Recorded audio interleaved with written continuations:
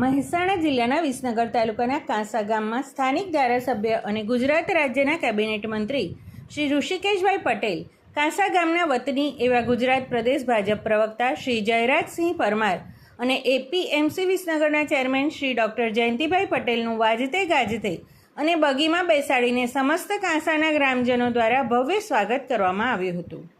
તારીખ 21/10/2025ને દિવાળીના પડતરની રાત્રે વિસનગર તાલુકાના કાંસા ગામમાં વજાઈ માતાના ચોકમાં કાંસા ગામ પંચાયતના સરપંચ શ્રીમતી કૃષ્ણાબેન ભરતભાઈ ગામી અને તાલુકા પંચાયતના પૂર્વ પ્રમુખ શ્રીમતી સુમિત્રાબેન પટેલ અને સમસ્ત કાંસા ગામના વતની સ્થાનિક ધારાસભ્ય અને ગુજરાત રાજ્યના કેબિનેટ મંત્રી શ્રી ઋષિકેશભાઈ પટેલ અને એપીએમસીના નવનિયુક્ત ચેરમેન શ્રી ડૉક્ટર જયંતિભાઈ પટેલનો સત્કાર સમારંભ યોજાયો હતો, જેમાં કાંસા ગામના જ ડૉક્ટર શ્રી વિષ્ણુભાઈ પટેલ, ડૉક્ટર શ્રી અરુણભાઈ રાજપૂત, શ્રી વિષ્ણુભાઈ માળિયા, શ્રી બકાભાઈ, શ્રી પીકે પટેલ શેઠ, શ્રી મહેન્દ્રભાઈ પટેલ, જયદીપસિંહ વકીલ જેવા ગામના પ્રતિષ્ઠિત આગેવાનો હાજર રહ્યા હતા.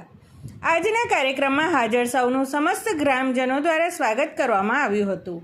આજના કાર્યક્રમમાં કાંસા ગામના ગ્રામજનો મોટી સંખ્યામાં હાજર રહ્યા હતા. આજના કાર્યક્રમમાં ઉપસ્થિત માતા કી ઉદ્બોધન સન્માનિત મંચ ઉપર ઉપસ્થિત આ ગામના જ પનોતા પુત્ર અને ભારતીય જનતા પાર્ટીના પ્રવક્તા, પાર્ટી અને સરકારની વાત લોકો સમક્ષ ખૂબ સારી રીતે મૂકતા મારા મિત્ર અને વર્ષોથી જ્યારે કોંગ્રેસમાં હતા ત્યારથી મારા મિત્ર એવા જયરાજસિંહભાઈ, એપીએમસીના ચેરમેન ડૉક્ટર જયંતિભાઈ પટેલ, તાલુકા પંચાયતના ભૂતપૂર્વ પ્રમુખ બેન શ્રી સુમિત્રાબેન, ગામના સરપંચ કૃષ્ણાબેન ભરતભાઈ પટેલ,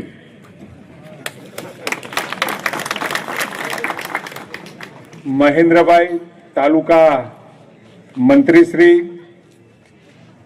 તમારા સૌના લાડલા પીકે પટેલ, પીકે શેઠના હુલામણા નામથી સમગ્ર તાલુકામાં પરિચિત પ્રહલાદભાઈ પટેલ, મારા મિત્ર, અને લગભગ મારે જ્યારે ઓફિસે આવવાનું થાય ધારાસભ્ય કાર્યાલય એટલે નીચે જ બેઠા હોય ને મળવાનું થાય એવા ભાઈ શ્રી પ્રહલાદભાઈ, વિસનગરના બે ડૉક્ટર રત્ન, વિસનગર રત્ન કહું તો પણ ચાલે એવા વિષ્ણુભાઈ, અરુણભાઈ,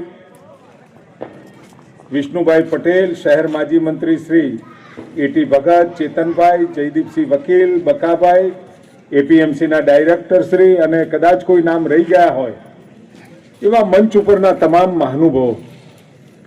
આમ તો કાંસામાં આવવાનું થાય એટલે સ્વાભાવિક કાંસાનો પ્રેમ. મને વિસનગરમાં અહીંયા નિવાસ કરે લગભગ 45 વર્ષ થયા. 25 વર્ષ ક્યાં પેટનો ખાડો પૂરવા, નાની મોટી નોકરી, નાનો મોટો ધંધાથી ચાલુ કરેલું, અને ખૂબ જ પ્રેમ સ્નેહ આ ભૂમિએ આપ્યું છે. પૈસો પણ આપ્યો, પ્રેમ સ્નેહ પણ આપ્યો, સન્માન પણ આપ્યું, તો એ વિસનગરની ભૂમિએ આપ્યું છે.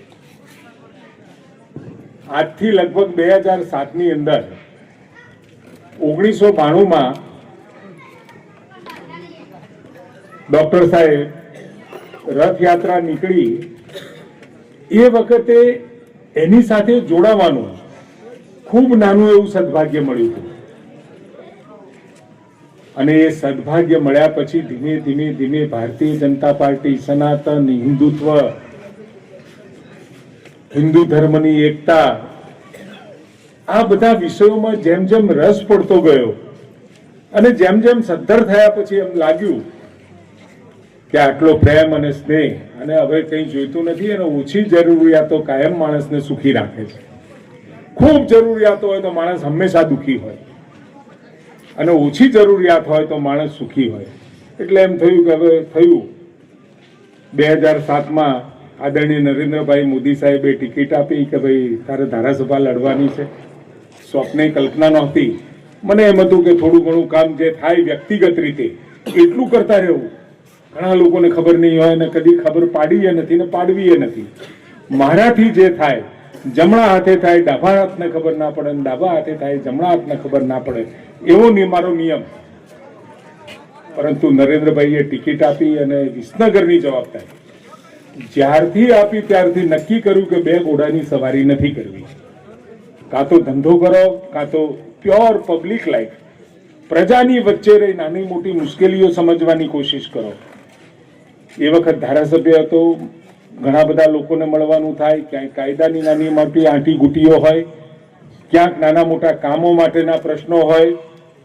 આ તમામની અંદર ચર્ચાઓ અને ચર્ચાઓની ફલશ્રુતિના કારણે, કારણ કે ચર્ચા થાય, સંવાદ થાય, કોઈને બોલવાની તક મળે.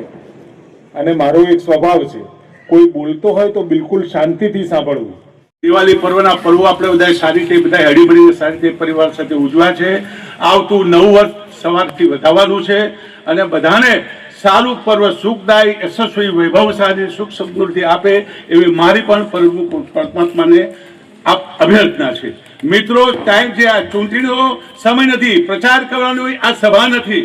ગામના આપ સૌ સજ્જનોએ જે સારા અને આપણે વર્ષોથી જેની સાથે સંકળાયેલા છે એવા આપણા લોકલાડીના કર્મઠ ઋષિ પુરુષ કહી એવા ઋષિકેશભાઈ સાહેબ, જે આપણને 4 ટર્મથી કોસા ગામની સાથે નાતો જોડાયેલો છે. પોતાના પરિવારની રીતે જ્યારે કોસા ગામનું કોઈ પણ ક્ષેત્રનું કામ હોય, એ ચાહે પાણી હોય, દવાખાનાનું હોય કે રોડ રસ્તા હોય કે સીમાડાના જોડતા રસ્તાઓ હોય કે નર્મદાજીનું પાણી હોય કે શિક્ષણ ક્ષેત્રનું હોય કે માતાને કુપોષણ બહેનોને પણ બહેનને પૌષ્ટિક જ્યારે આહાર આપવાનું જ્યારે કામ હોય. હમણાં છેલ્લે હમણાં ગયા અઠવાડિયે સાહેબશ્રીના સાનિધ્યમાં એક સરસ મજાનો વિસનગરની અંદર સખી મંડળો, આપણા વિસનગર તાલુકાની લગભગ 300 થી 500 ગોપી મંડળો, ભક્ત મંડળો બહેનોને સત્કારી રઢિયાળીની રાતનો એક સરસ માન્ય શ્રી ભૂપેન્દ્ર સાહેબની સાનિધ્યમાં સરસ મજાનો પ્રોગ્રામ કર્યો. સાહેબ તરફથી બધા જ ગોપી મંડળોની બહેનોને ઇનામ વિતરણ પણ કર્યું છે. જે એમને સાડીઓ આપી. દરેક ભજન મંડળોને એમને ભજન મંડળીમાં ખરતા, ઢોલક, તબલા, મંજીરા, રોલ આ બધાનો સારો સત્સંગ થાય, ગામમાં સારી પ્રવૃત્તિઓ ચાલે એવી સારી એવી ભાવના ઋષિકેશભાઈ સાહેબના દિલમાં હતી. ગામનો એવો સરસ સારો મજાનો તાલુકા મોટો હમણાં પ્રોગ્રામ કર્યો. ભાઈ શ્રી જયરાજભાઈ સાહેબે હમણાં જે બધી વાતો ઘણી કહી, એ પણ એક આપણા ગામના પનોતા પુત્ર છે અને એમને જે ઋષિકેશભાઈ સાહેબ માટે જે વાતો કરી એના માટે જો વાતો કરવા જઈએ તો આપણે જો અઠવાડિયું સપ્તાહ બેસાડવી પડે તો જ આપણે આ બધી કથાઓ પૂરી કરી શકીએ. પણ હું તમને એટલી તો ચોક્કસ ખાતરી આપું છું, સાહેબે છેલ્લા એમના આ 4 ટર્મ દરમિયાન હું માનું છું કે વિસનગર તાલુકાની અંદર લગભગ 1500 કરોડ રૂપિયાના કામો, સેવાના કામો આ વિસનગર તાલુકાની જનતાને સાહેબે આપ્યા છે. તો આપણે બધા સાહેબને કેમ ભૂલી શકીએ? અને આવા સમયે સાહેબનું એક ઋણ ચૂકત કરવાનો, ભાવ વિમોર કરીને સાહેબને સત્કાર કરવાનો જે સમારંભ આજે કોસાના આયોજક ગામજના બધા ભાઈઓએ મળીને કર્યો છે તે બદલ તેમનો હું ખૂબ ખૂબ આભાર માનું છું. સાથે આજે પણ મને જે આપણે કોસા ગામને ગૌરવ પાવે છે, મને યાદ નથી વર્ષોથી પણ જ્યારે વિસનગર એપીએમસી માર્કેટના ચેરમેન કરવાની જ્યારે તક આપી અને એનું ભારતીય જનતા પાર્ટીનું શ્રેષ્ઠ નેતૃત્વ જ્યારે ગુજરાત એમાં માન્ય શ્રી ઋષિકેશભાઈ સાહેબની જ્યારે મારા પર પસંદગી કરી તે બદલ હું તેમનો આપણા ગામ વતી બધાનો ખૂબ ખૂબ આભાર માનું છું. સાહેબ, હું તમને વાત કરું, સાહેબનું નેતૃત્વ એટલું બધું કોસા ગામ માટે ભાવ અને પ્રેમ છે, વ્યવસ્થાનો એક ભાગ છે અને આ જાહેર જીવન છે. આપણને એવું લાગે કે નેતાઓ તો બધા બહુ જલસા છે એવું નથી. હા, સાચે ના જગપતિ જઈ જૂઠે જગપતિ આઈ, ગલી ગલી ગોરસ પીરે મદિરા બેઠી વિકાય. તમારે દૂધ ને દહીં છાશ વેચવા નીકળવું પડે છે. દૂધ, દહીં, છાશ દુકાન ખોલવી પડે, જાહેરાત આપવી પડે, ટીવીમાં જાહેરાત આવે, વેચવા નીકળવું પડે. મદિરા બેઠી વિકાય, દારૂ ખૂણા હોય તો એ વેચાય.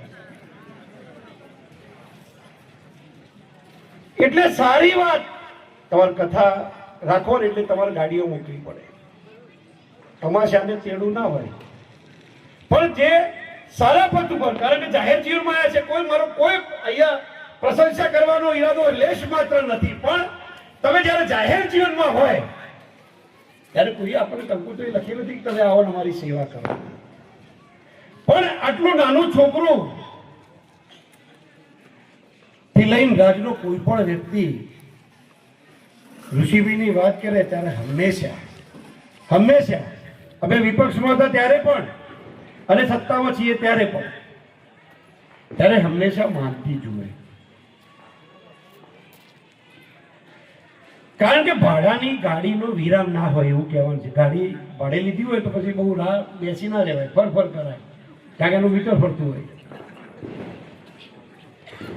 એમ જાહેર જીવનમાં તમે કેટલા લોકોને ઉપયોગી છો. આટલી બધી મોટી સંખ્યામાં વરઘોડો નીકળે, સન્માન થાય, કારણ કે નેતાઓ સન્માન માન જાતે ઊભું કરવું પડતું હોય છે. દરેકની પ્રતિષ્ઠા, તમે જો ડોક્ટર હોય, શિક્ષક હોય, જેની ખૂબ પ્રતિષ્ઠા હોય છે સમાજમાં.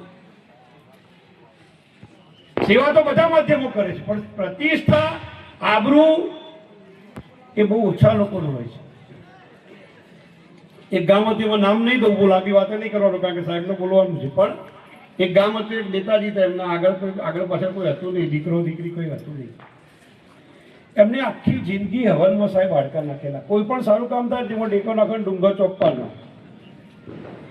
કોઈ પણ સારું કામ થાય. એમનું અવસાન થયું એટલે ગામમાં જેમ બે ચાર એવા હોય તો બે ચાર સારા હોય, એટલે ગામમાં સારા લોકો ભેગા થયા, નક્કી કર્યું કે દોવાએ તો જે કર્યું આપણે એમની અંતિમ ક્રિયા કરવી જોઈએ. આ તો પુણ્યનું કામ છે, આપણી ફરજમાં આવે. આપણા ગામની આબરૂ ઓછી થાય, આપણા કુટુંબની આબરૂ ઓછી થાય, આપણે કરવું પડે. આખું ગામ ભેગું થયું. જે ખાસ કરી કાંસા જેવા ગામની વાત કરું એટલા માટે કે અહીંયા જુઓ, each and every flower in the garden has its own importance. બગીચાના બધા જ ફૂલોનું મહત્વ છે. એવું નહીં કે ખાલી કમળ લક્ષ્મીજી ચડે, એવું નથી કે ગુલાબ ગણપતિજી ચડે છે. હનુમાન દાદા બેઠા હતા ત્યાં આંકડો ચડે છે, ધતુરો શંકરને ચડે છે. એટલે દરેક ક્ષેત્રનું કંઈક ના કંઈક યોગદાન હોય છે. તમે અહીંયા ઠાકોર સમાજ જોવા મળે, દલિત સમાજ જોવા મળે, પાટીદાર સમાજ જોવા મળે, વિશાળ સંખ્યામાં. પાટીદાર સમાજનું જ ગામ છે. નાનાથી મોટો થયો અત્યાર સુધી, મને 55 વર્ષ થયા, હજુ સુધી મદદ કોઈ ગામનો તફાવત જ સાહેબ જોવા ના મળે. તમે જુઓ તો ખરા કેટલું સરસ ઇક્વિલિબ્રિયમ છે, હાર્મોની કેટલી બધી છે. મિલે સુર મેરા તુમારા, બને સુર અમારા. દરેક વાતમાં ક્રિકેટ હોય તો સાથે, નવરાત્રી હોય તો ભેગા, મંડળ હોય તો ભેગા, નાટક મંડળી આવી હોય તો ભેગા, રાજકારણ હોય તો ભેગા, જુદું કશું નહીં. એટલે એ વાત સાથે આપણે જોડાયેલા છીએ. ગામ ભેગું થયું, નક્કી કર્યું ગામની અંતિમ ક્રિયા કરી દઈએ. બધા કે આ તો ભાઈ પુણ્યનું કામ છે, કોઈ શું કાંઈ એક જણ પૈસો કાઢે, બધા ફાળો કરો, 10-10 રૂપિયા કાઢો, ફાળો કરી 200-300 રૂપિયા ખર્ચો છે કરી નાખ્યા. એ બધા ગામવાળા ભેગા થતા, ગામવાળા હાજે ભેગા થાય તો નવાઈ ના લાગે, સવારે ભેગા થાય તો ફાળો પડે, કારણ કે કોઈ એવો પ્રસંગ, દુઃખદ પ્રસંગ હોય તો સવારે ભેગા થાય.